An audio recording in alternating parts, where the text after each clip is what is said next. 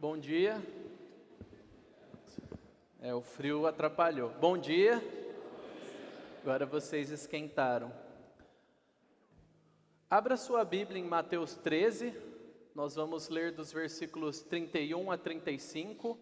Eu vou ler na versão Nova Almeida atualizada. E é muito importante que você leia a sua Bíblia, que você acompanhe, mantenha a sua atenção na palavra de Deus. Essa é a quarta mensagem de uma série que começou lá no segundo semestre de 2020, sobre o trigo e o joio, o dilema da rede, a parábola da rede. A terceira foi esse ano, e nós falamos sobre a parábola do semeador. Tudo isso está em Mateus 13, conhecido como parábolas do reino. E hoje nós vamos nos atentar em duas parábolas, pequenininhas, curtas, profundas, que abrem a nossa perspectiva para algumas nuances que Jesus não tinha trazido até então, contando as parábolas. É importante que você leia a Bíblia com fé, com interesse, com atenção. Então acompanhe com fé. Isso é vida para a sua alma. Isso é Deus falando com você. Assim diz o Senhor. Mateus 13, versículo 31. Jesus lhes propôs outra parábola, dizendo: o reino dos céus é semelhante a um grão de mostarda que um homem pegou e plantou no seu campo. Esse grão é, na verdade, a menor de todas as sementes, mas, quando cresce, é maior do que as hortaliças e chega a ser uma árvore, de modo que as aves do céu vêm se aninhar nos seus ramos. Jesus lhes contou ainda outra parábola. O reino dos céus é semelhante ao fermento que uma mulher pegou e misturou em 3 medidas de farinha, até ficar tudo levedado. Jesus disse todas essas coisas às multidões por parábolas, e sem parábolas nada lhes dizia. E isso aconteceu para se cumprir o que foi dito por meio do profeta: abrirei a minha boca em parábolas, publicarei coisas ocultas desde a criação do mundo. Feche seus olhos, ore por você, ore por mim, ore por nós como igreja. Senhor, em nome de Jesus, nós estamos diante de Ti. Nós somos chamados à contemplação, à adoração, nós cantamos e agora nós queremos ouvir a Tua voz. Senhor, fale com cada um aqui pelo Teu Espírito Santo. Que a Tua palavra salte aos nossos olhos, cative os nossos corações, prenda a nossa atenção, que nós admiremos ao Senhor, que nós sejamos confrontados, que nós sejamos encorajados, que o Teu Espírito nos leve a uma vida de santidade, de alegria e uma vida frutífera em Ti. Senhor, apesar de mim, através de mim e através de tudo que o Senhor quiser usar, fale com o Teu povo de maneira direta, clara. Nos dê o privilégio de sairmos daqui conscientes de que o Senhor falou conosco durante essa celebração coletiva e nós somos chamados à obediência. É o que eu peço por mim e pelos meus irmãos, em nome de Jesus. Amém. A mensagem, resumo daquilo que nós lemos Obrigado. Jesus nos apresenta o desenvolvimento do reino de Deus, que começou imperceptivelmente e mudou o mundo através da salvação de milhões de milhões talvez, de pessoas improváveis, e da profunda transformação destas pessoas em pessoas obedientes e felizes. Imperceptível, muda o mundo, muda as pessoas, essas pessoas têm um padrão. E eu estava pesquisando ontem uma ilustração que comunicasse de maneira, pelo menos um pouco parecida ao que Jesus está falando aqui. E eu li sobre a vida do missionário Peter Heyling. Ele nasceu em 1607 e morreu em 1652. Ele era um piedoso evangélico alemão, tinha pouco mais de 20 anos, quando ele sentiu que Deus estava chamando ele para trabalhar no Oriente Médio.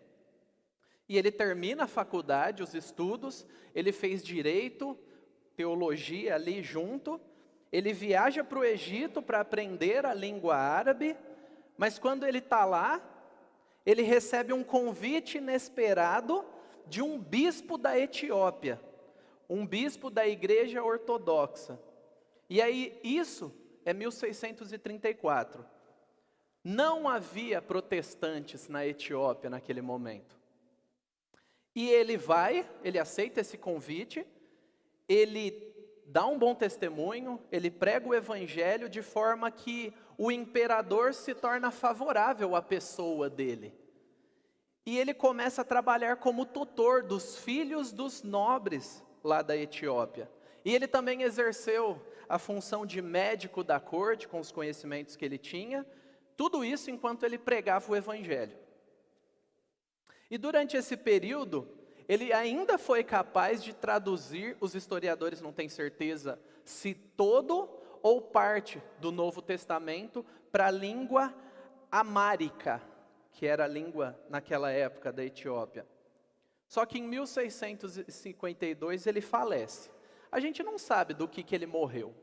A gente não sabe se ele foi assassinado, como alguns dizem, por um extremista, um fanático muçulmano, que viu ele pregando o evangelho e decidiu acabar com a vida dele, ou se ele morreu numa viagem. Ele não estava na Etiópia quando ele morreu.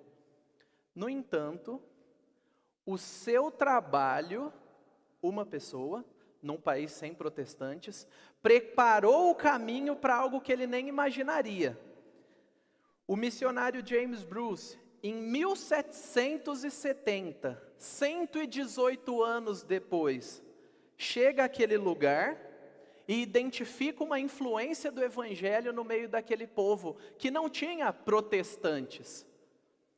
E um outro missionário, em 1830, Samuel Gobá, 178 anos depois da morte desse homem, notou que a influência dele ainda era visível naquele país. Aquela tradução do Novo Testamento estava circulando, e tinham crentes em Jesus lá. Perceba que a influência desse homem trouxe luz. E a igreja evangélica da Etiópia se tornou uma das maiores igrejas evangélicas da África. Mas se você chegasse lá em 1634 para Peter Healing, recém-formado, classe média alta, cheio de possibilidades, todo tipo de possibilidade na vida, ganhar dinheiro, viajar, se tornar famoso, e dissesse que ele morreria com 45 anos na Etiópia, e que 118 anos depois, Deus estaria usando a vida dele para salvar milhões de pessoas, fortalecer uma igreja desconhecida para o cristianismo no mundo, ele talvez te acharia louco. É louco pensar nisso. O evangelho é loucura mesmo. Em 1 Coríntios 1,18 diz que a mensagem da cruz é loucura para os que se encaminham para a destruição. Mas para nós que estamos sendo salvos, ela é o poder de Deus para a salvação. E foi da mesma forma com os discípulos. Eles ouviram Jesus falando sobre uma mensagem grandiosa, mas eles viam um punhado de gente ali e falou: nós, pescadores? Só Jesus sabia onde chegaria esse evangelho. Só Jesus conhecia o poder de Deus para a salvação, que chacoalharia o mundo. Nós entenderemos um pouco mais sobre isso mais para frente. Mas relembrando, nós já tratamos sobre a parábola do semeador, que fala que muitos ouviriam e rejeitariam o evangelho. E alguns ouviriam e frutificariam e cresceriam e o reino de Deus seria expandido. Jesus tratou do joio e do trigo. Ele ensinou que haveriam falsos discípulos do povo de Deus, no meio do povo de Deus, que seriam instrumentos do diabo. E causaria problema para a igreja, para o povo dele. Porém, Jesus mesmo, no fim, livraria a sua igreja desses falsos cristãos. Ele faria justiça. Mas convém lembrar que a grande expectativa dos judeus fiéis, religiosos da época de Jesus, não era de alguém que pregaria o evangelho, que curaria, que ofereceria perdão. Era de um líder religioso que ia fazer uma reviravolta, derrubar Roma, uma reviravolta militar, política. O Messias, o escolhido, viria para recompensar aqueles bons, os judeus, e viria punir os pagãos, os homens maus, o resto, os infiéis. Mas no texto de hoje, nós veremos que apesar de parecer uma iniciativa fracassada, a pregação do Evangelho, que é o plano de Jesus para a extensão do reino, se mostrou muito superior e muito melhor do que todas as ideias que qualquer ser humano teria. Nos versículos 31 a 32, Jesus fala sobre o grão de mostarda, a plantação e o tamanho da semente. Note que Jesus utiliza uma situação cotidiana muito clara para aquelas pessoas. Era comum que em todas as casas tivesse uma hortinha. Hoje em dia a gente vive muito em apartamento e tal, pouca terra, muito cimento, e a gente não tem talvez essa familiaridade. Mas eles produziam muito, era normal. Então todo mundo sabia o que era uma mostardeira. E Jesus fala de algo que eles estavam cansados de saber e de ver ali na região da Judéia naquele tempo. Só que ele diz que a semente de mostarda era a menor de todas as sementes. Só que a semente de mostarda não é a menor de todas as sementes que existem. Ora, Jesus mentiu? Não. Ele simplesmente usou uma expressão conhecida daquele pessoal naquele momento, conhecida na cultura judaica, porque era aquilo que eles conviviam. Era a menor semente que eles tinham o hábito de conviver, de usar, de plantar. E destaquemos que Jesus está usando um provérbio comum para a época, para comparar coisas pequenas.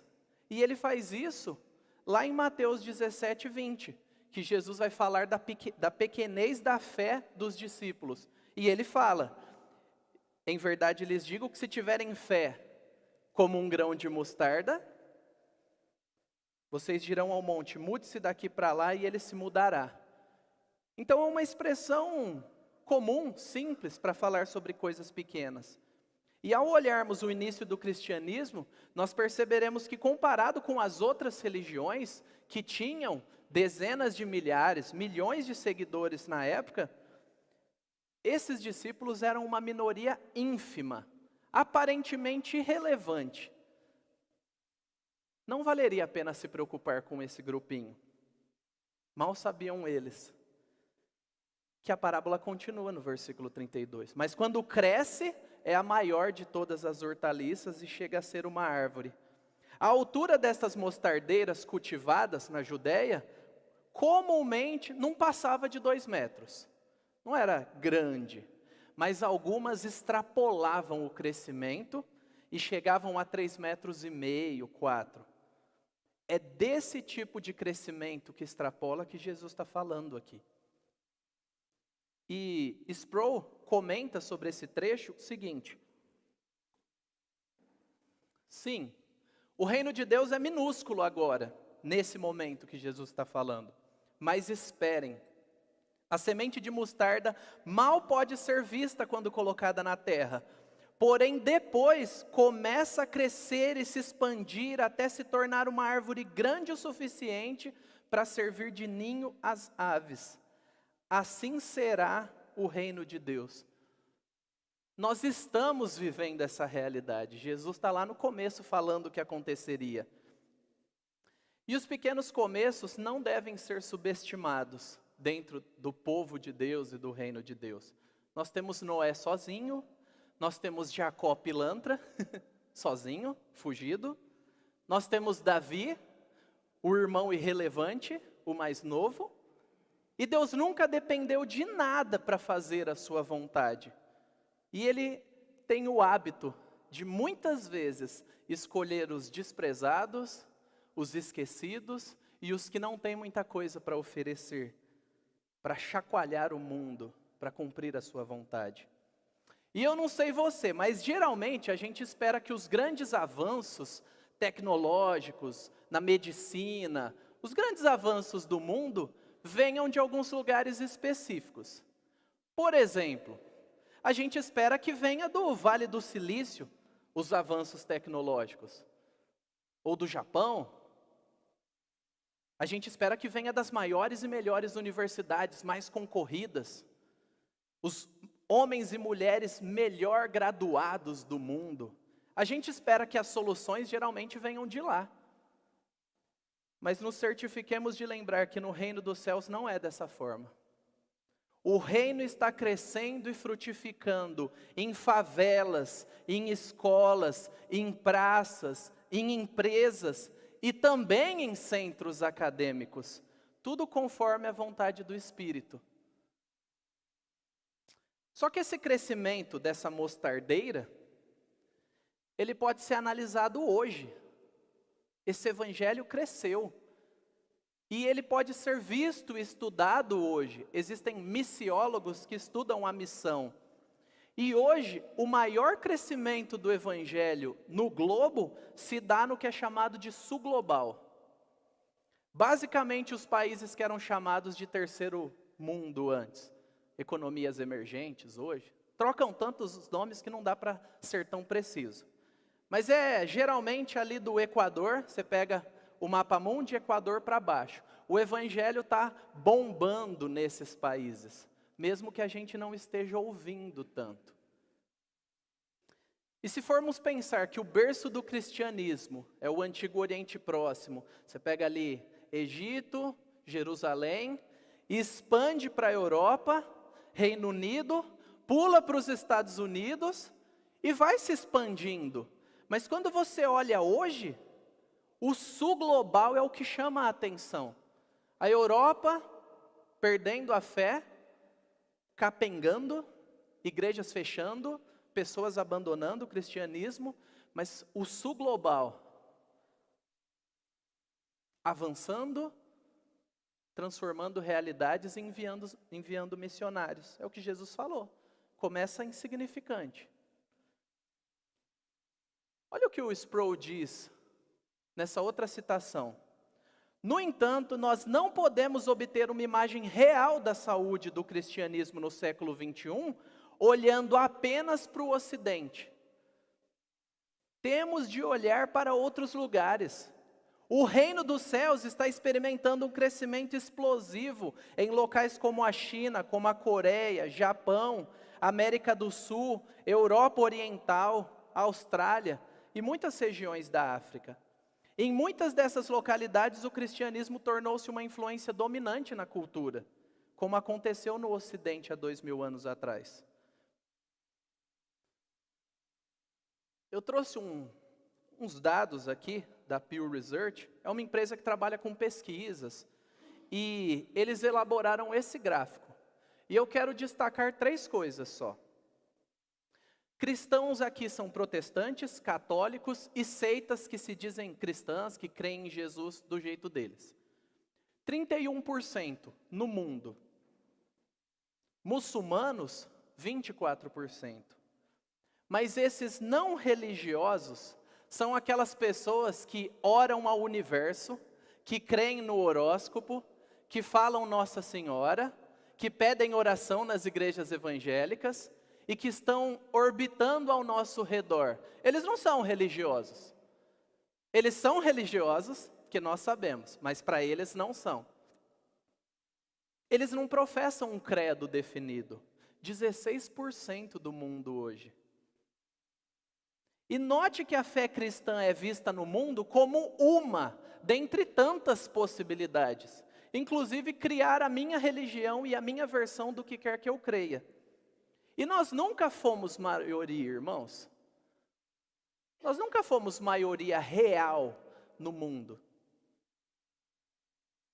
acaba sendo melhor para nós, né? Deus nos mandou pregar o Evangelho, tem muita gente para nós pregarmos o Evangelho. A missão está aí, tanto aqui quanto ao redor do mundo. Mas eu gostaria de olhar com vocês um pouco o que está acontecendo ao redor do mundo. E essas citações que eu vou fazer é do livro que chama A Missão da Igreja Hoje. A Bíblia, a História e as Questões Contemporâneas.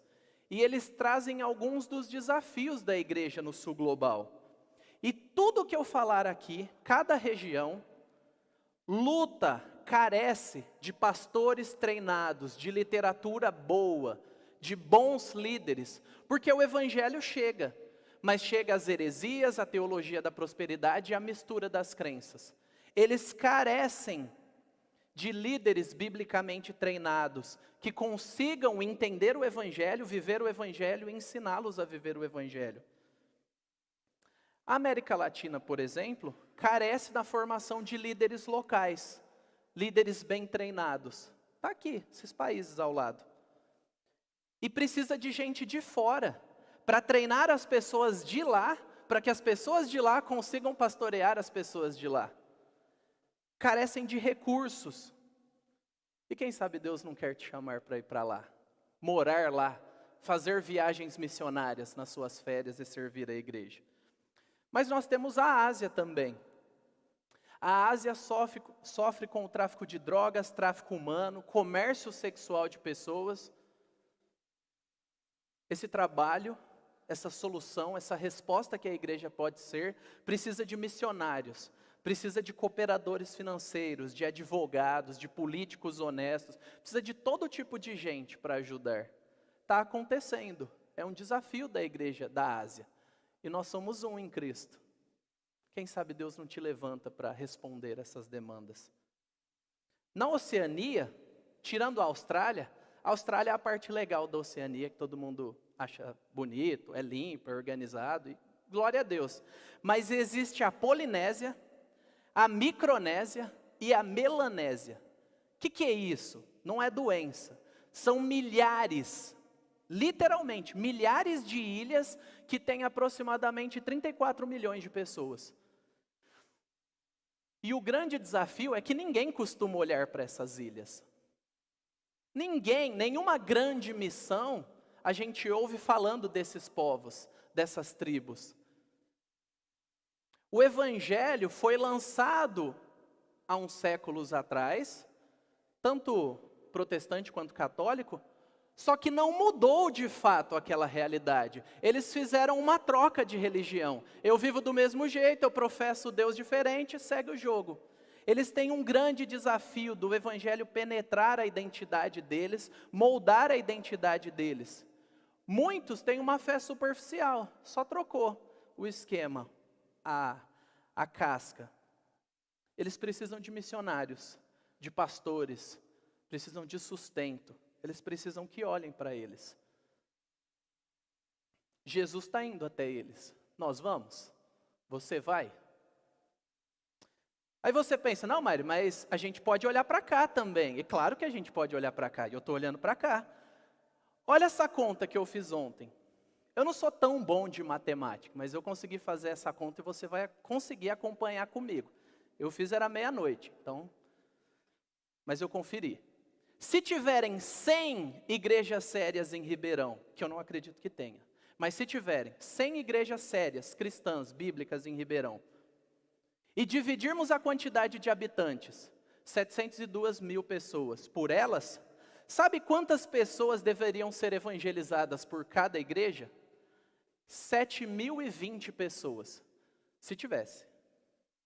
Se todos nós, membros da Nova Aliança, em torno de 300, quiséssemos zerar a nossa cota, teria que cada um de nós evangelizar 23 pessoas. Em um ano, seriam 2 por mês. Eu estou falando da nossa cota, nessa conta imaginária. Eu não acredito que tenham 100 igrejas bíblicas, mas eu acho que é possível evangelizar 2 pessoas por mês. E eu não estou falando em trazê-las para a igreja, eu estou falando em levar o evangelho até elas. E talvez a parte mais difícil dessa mensagem é uma citação que eu vi essa semana do livro Evangelho Acima de Tudo, J.D. Greer. E ele propõe uma pergunta relacionada sobre a nossa visão da missão da igreja. Se Deus imediatamente respondesse todas as orações que a nossa igreja fez na última semana, quantos descrentes seriam salvos?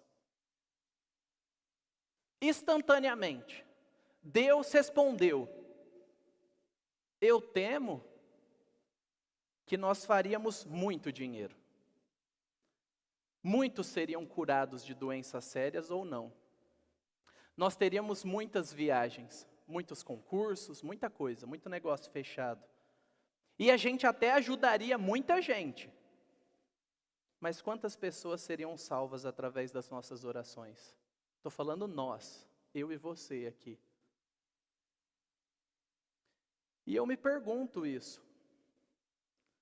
Qual é a razão de amarmos tão pouco a Cristo e sermos tão pouco preocupados com a salvação das pessoas?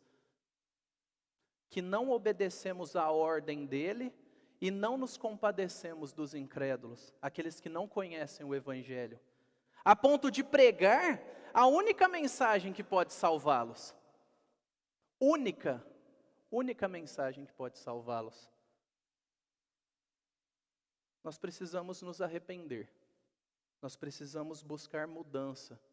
Nós precisamos do Espírito Santo por meio da palavra para mexer com a gente. Não são coisas, não é comprar um pacote, não é terceirizar, é sermos a resposta. Jesus está avançando, a mostardeira está crescendo, Ele está conquistando os escolhidos. Nós vamos nos envolver? Aqui, lá, com nossa presença física, com os nossos filhos, com o nosso dinheiro, com a nossa oração? Essa parábola fala sobre o contraste entre o começo insignificante e um alcance global que mudaria tudo. Só que para nós aqui hoje continua um desafio. Entender que o reino está crescendo, devagar e sempre, mas Jesus não para aí. Ele conta a perspectiva do fermento. E Jesus era um excelente mestre. E ele conta essa parábola que era muito comum as mulheres, tanto que ele usa uma mulher para falar. Era muito comum as mulheres fazerem pão e saberem lidar com isso e os outros verem isso. Ele chama a atenção dos seus ouvintes aqui. E se a semente de mostarda enfoca a abrangência e a expansão, nesta parábola nós podemos notar que o destaque é a profunda transformação que o Evangelho causa na vida de quem o alcança. Expansão, transformação. O fermento faz a massa crescer, mas não é instantâneo. Essa citação de Simon Kistemaker diz assim: a parábola destaca o fato de o fermento, uma vez adicionado à farinha, permear toda a porção de massa, até que cada partícula seja atingida. O fermento fica invisível, mas todos podem ver o seu efeito. É assim que o reino de Deus demonstra o seu poder e sua presença no mundo de hoje. E aí eu pergunto para você que está aqui hoje, se o Evangelho é esse fermento, você já abraçou essa verdade? Você já creu no Evangelho? Porque nós, além de nos esquecermos, nós podemos interpretar de maneira errada. Primeiro, lembre, nós somos incapazes por natureza. Nós não temos condição de nos conectar com Deus. Nós não temos condição de, pelo nosso esforço e pelas nossas boas intenções, trazer Deus para o nosso lado. E mesmo que chegássemos a ter intenções ok, nós ainda teríamos as motivações deturpadas. E em Efésios 2, de 1 a 3, fala que nós estávamos mortos espiritualmente. Filhos da desobediência, nossa prática. Filhos da ira, não filhos de Deus, Não é todo mundo filho de Deus porque eu quero, porque eu aprendi assim. Filhos da desobediência por natureza, todos. Alguns se arrependem, creem e se tornam filhos. Segundo ponto importante, a santidade de Deus. Deus é um ser totalmente diferente de nós. Ele é puro, nele não há pecado. Em Deus não há motivação errada. Ele não pode ser enganado ou iludido pelos nossos esforços. Em 2 Tessalonicenses 1, de 7 a 9, diz que quando do céu se manifestar o Senhor Jesus, com os anjos do seu poder em chama de fogo, tomando vingança contra os que não conhecem a Deus e contra os que não obedecem ao Evangelho. Estes sofrerão penalidade de eterna destruição, banidos da face do Senhor e da glória do seu poder. Que fim triste para aqueles que rejeitam a palavra. Mas a graça de Deus é uma boa notícia. Deus se alegra em conceder bondade e misericórdia a quem se arrepende e confia em Jesus, quem valoriza Jesus, quem se agarra a Jesus, porque Jesus obedeceu perfeitamente, então Ele pode ser o nosso substituto. Ele pode absorver a punição e oferecer perdão a quem não merece. Ele é por aqueles que se arrependem, na cruz, amor de Deus, ira de Deus contra o pecado. Em Romanos 5,10 fala que quando nós éramos inimigos, nós fomos reconciliados com Deus através da morte do seu Filho. E o quarto ponto que nós não podemos deixar, qual é a sua resposta? Você tem que dar uma resposta. Ou você já deu no passado e continua dando essa resposta, ou você tem que dar essa resposta aqui hoje. É entre Jesus e você. Você vai abraçar esse evangelho e valorizá-lo ou rejeitá-lo? Não há neutralidade, não há indiferença, não há como fugir. A partir do momento que você ouviu, se você não o receber como seu dono, como seu salvador, como seu Deus, você o está rejeitando. E em Hebreus 3,15 fala, hoje, se ouvirem a sua voz, não endureçam o coração. Então se você está aqui, você foi convidado, se você nunca ouviu o evangelho, se você acha e entende que nunca creu, não endureça seu coração. Vá a Cristo. Vá a Ele. Agora você entende que já foi salvo. Eu sou membro da igreja, eu já fui salvo, eu creio no Evangelho, beleza. Esse ponto ok. Mas você consegue identificar o fermento na sua vida? Porque esse fermento tem um efeito transformador.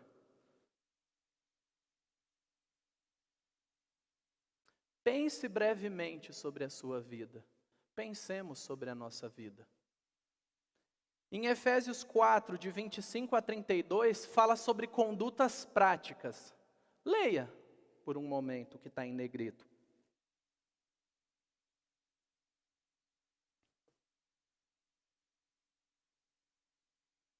Olha o que Deus propõe para nós que abraçamos o Evangelho. Deixar a mentira e falar a verdade. Ponto. Ficar irado, nós ficaremos. Mas não pecar, não sermos controlados pela ira e pecar. Aquele que roubava, que negligenciava os seus deveres no trabalho, que sonegava, que fingia que não sabe o que sabe, não faça mais. Trabalhe para que tenha o que repartir com o necessitado. Não saia da boca de vocês nenhuma palavra suja, mas o que for boa, conforme a necessidade, para transmitir graça. Não entristeçam o Espírito de Deus. Que não haja em meio de vocês, de nós, amargura, indignação, ira, gritaria, blasfêmia ou qualquer maldade.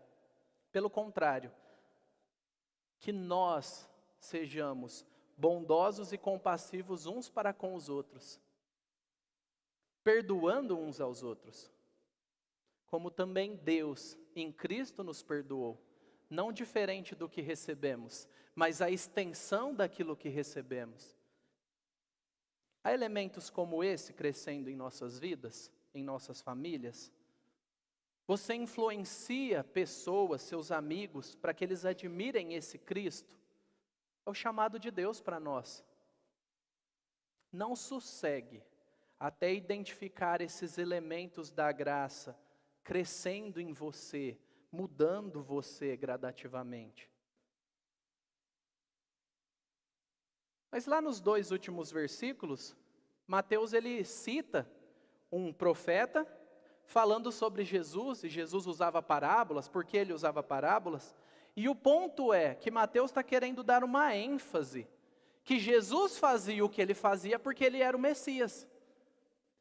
Mateus, que está falando com um público predominantemente de judeus, ele queria alcançar judeus e era uma igreja judaica, ele está enfatizando de novo e de novo, quem falou tudo isso é o Messias, ele tem autoridade, ele foi prometido no Antigo Testamento, a gente está esperando ele tem credibilidade, acreditem nisso, parece difícil de entender, mas é confiável, acreditem no Messias. Note que tudo que foi dito, se é verdade porque se apoia na autoridade de Jesus, ou ele é um mentiroso. Não há neutralidade. Ou ele é Deus encarnado para você, ou ele é um doido mentiroso. E todos os resultados que nós vemos hoje da expansão do Evangelho, confirmam aquilo que ele disse. Ele não é mentiroso. E nós precisamos concluir. O que a gente faz com isso, Mário? O que isso tem a ver conosco hoje aqui? Primeiro eu quero falar aos desanimados. Você que tem oscilado na sua vida cristã, seja por sofrimento mais desafios. Você está tentando viver uma vida frutífera, e aí em 2 dias você já não quer mais saber, a batalha foi perdida, não tem jeito mesmo.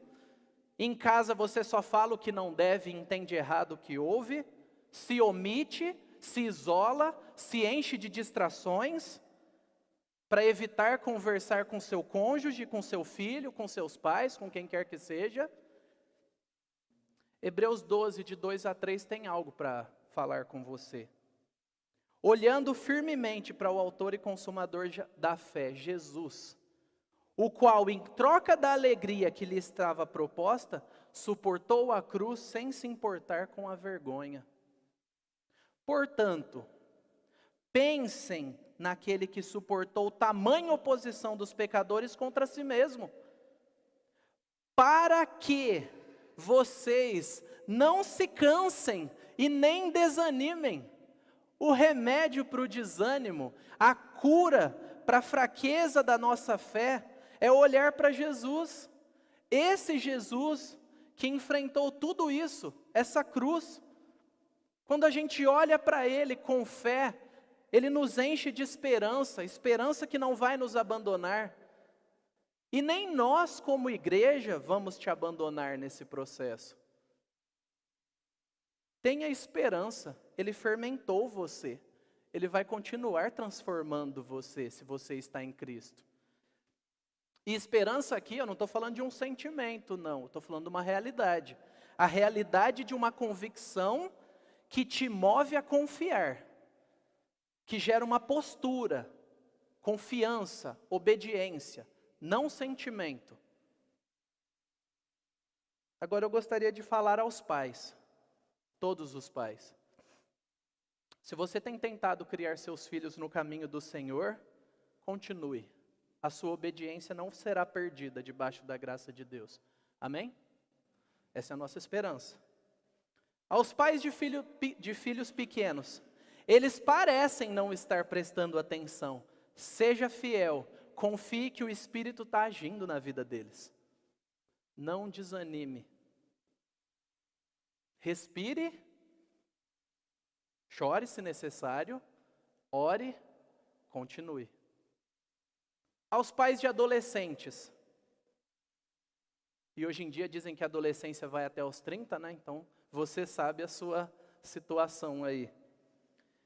Eles parecem não ligar para nada, não têm se interessado pelo Evangelho, mas eles têm ouvidos e eles ouvem sim, pais. Eles ouvem vocês. Não negociem serem pais dos seus filhos adolescentes. Eles não precisam de amiguinhos que se atualizam para parecerem legais. Eles precisam de pais que exerçam a autoridade com sabedoria e amor,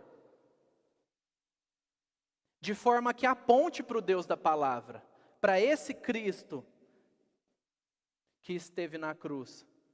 Estude para ensinar os seus filhos. Não diga é porque é assim. Estude, ensine-os na verdade do Evangelho. Nós estamos aqui para te ajudar. Invista tempo conhecendo o mundo deles. Olhe para eles. Não desanime. Mas os pais de adultos, eu não tenho um só lamento, agora já era, para dizer para vocês. Glória a Deus por isso.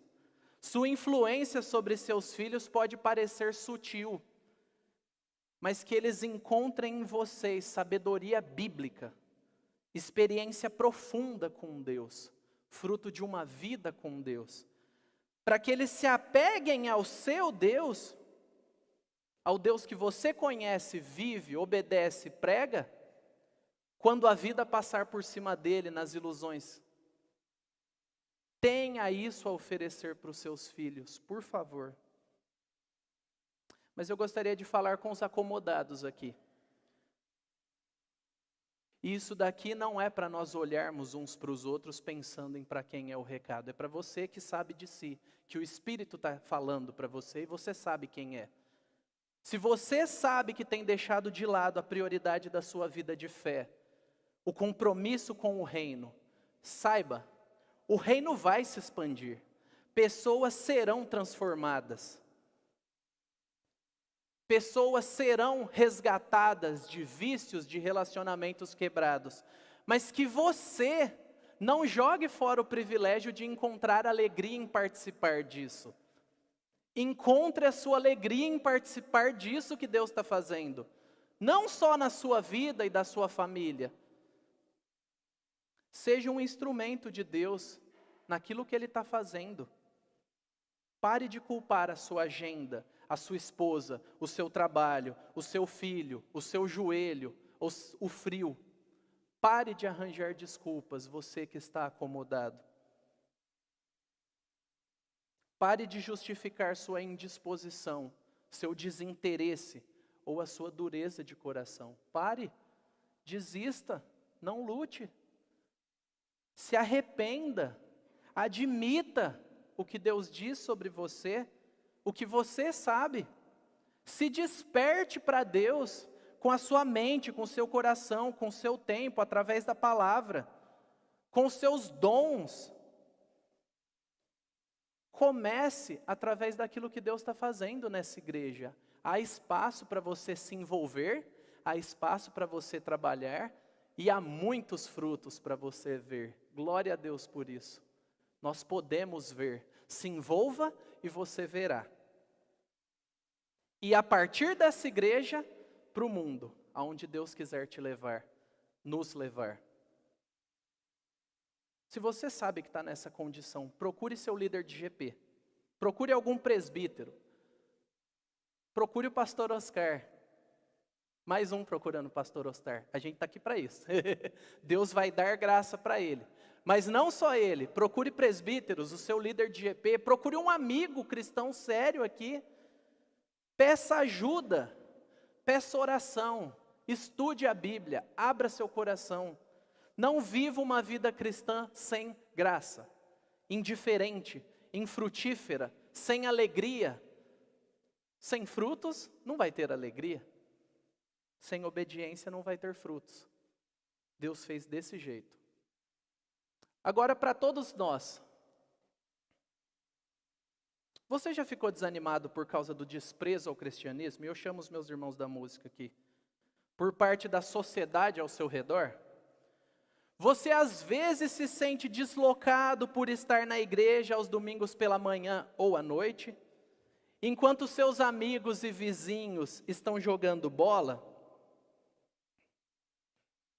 na praia, ou dormindo, Hoje em dia a gente está invejando até as pessoas que estão dormindo. Elas estão indo para o inferno dormindo, mas a gente está invejando elas, que triste. Eles não sabem o que estão perdendo. Você está no meio do reino dos céus. Sempre que os crentes se reúnem, como aqui hoje, em nome de Cristo, com o propósito de adoração pública, de exaltação, de demonstração de afeto a Deus, nós experimentamos um pouco do reino de Deus. Em breve, provaremos o banquete todo. Ainda não, mas em breve. Nos levantemos com coragem para pregar esse evangelho. Aqui, ali, lá, onde Deus quiser. Nos aprimoremos no conhecimento da palavra para pregar esse evangelho. Nos encontremos com Deus em oração para pregar esse evangelho. Para termos de fato essa capacitação sobrenatural de alcançar aqueles que Deus colocou ao nosso redor. Que isso comece em nossas vidas. Que nós abracemos isso e ajudemos uns aos outros. Não é um ou outro, é um e outro. Graça, poder de Deus para mim, serviço para que você também cresça. Você pode orar? Você pode fechar os seus olhos? Ore por você um momento, ore por nós. Coloque diante de Deus aquilo que Ele falou com você. Ignore as distrações.